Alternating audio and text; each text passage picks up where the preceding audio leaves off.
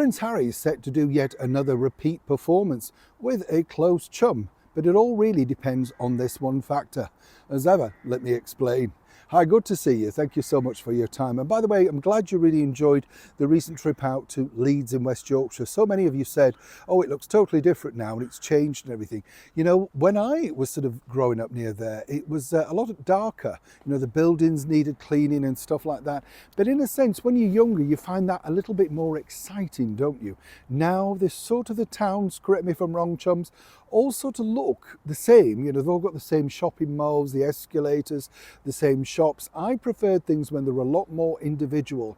I was talking to a colleague the other day about record stores that you went in, and do you remember every record store was different? You know, they all had their own individual thing.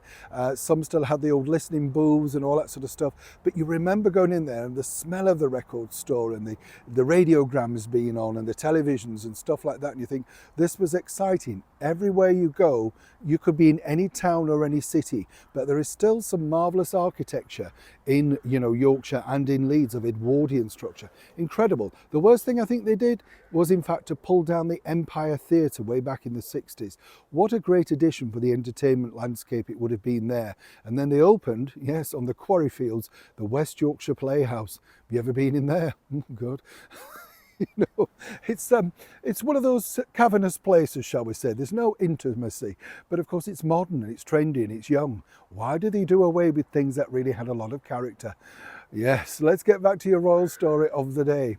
Now this, as we know, is an ongoing battle currently over here in the United Kingdom, now apparently concluded after 2 days with Prince Harry back in the Royal Courts of Justice over here in London. And this is again to fight for what he believes in. And really what's annoying about this is, as I've said, many people totally do not want this to happen, not because of out of spite or nastiness or anything like that.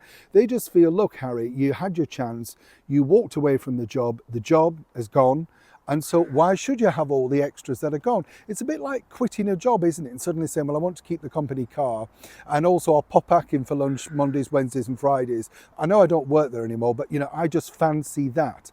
The deal is the deal, and what I find really disrespectful is just how disrespectful Harry has been, of course, to the late Queen. You know, she was very clear about what was on offer and what wasn't. You get the picture. Now, moving forward, as we know, there's been a huge fallout in that royal circle, all thanks to the fact that, given that Meghan Markle gave that now very much staged and infamous interview, which I detailed in a longer form video recently, out in Africa, where she said, not many people have asked me if I'm okay. Another stack of lies, of course, from the Duchess of Sussex. Well, the bottom line was that person decided to forfeit a long-standing friendship with none other than His Royal Highness the Prince of Wales, Prince William, on the back of the fact that he didn't tip off William and said, this is coming up. Maybe, you know, you might get upset, but I'm telling you now, no, he decided to go down that particular route. And then, of course, the newscaster Tom Bradby basically then decided to do an interview with Harry, pushing his book Spare. And even he looked absolutely stoned when Harry famously said that he'd never called anybody racist, but, you know, didn't really have the bottle to force it up and say, but it's in there black and white. Here's a clip, take a look. It was a very soft soap stuff. Well, clearly that soft soap stuff has now paid off, because behind the scenes of this High Court, Royal Courts of Justice, I've been told that Harry is ready, as and when it's concluded, to sit down with Tom once again to detail, and as ever we have to say allegedly, what's went on and why he decided to do it. But more importantly, this is the biggest far factor of this story. You see, Harry at this point needs to win this. What he really wants to do is go back to his wife in Montecito saying, look, darling, you know, I've won this thing and we can go back to the United Kingdom now.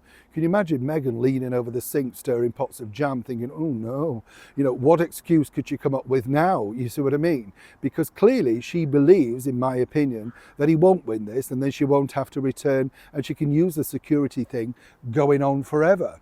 But Harry believes that it will be important, and ITV see this as a sort of interesting sit down, as ever we have to say allegedly, between Harry and Tom once again, to detail exactly why he went down this route, and more predominantly what his plans are for the future.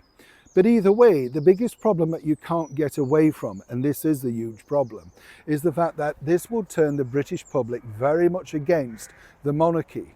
But why should Meghan and Harry care? They live 3,000 miles away, and once again the British public will be picking up a tab for someone that they do not get any value from. Never here for any ceremonial events, never here to promote Britain. If you remember, he said that Britain, the government, were at the lowest, etc. the last time he was in court. He's not an ambassador for this wonderful country. So why on earth should we pay for him? As ever though, it's down to ratings. And apparently Tom and ITV think this could be ratings gold. They never learn though, do they? Neil Sean, Kensington, London.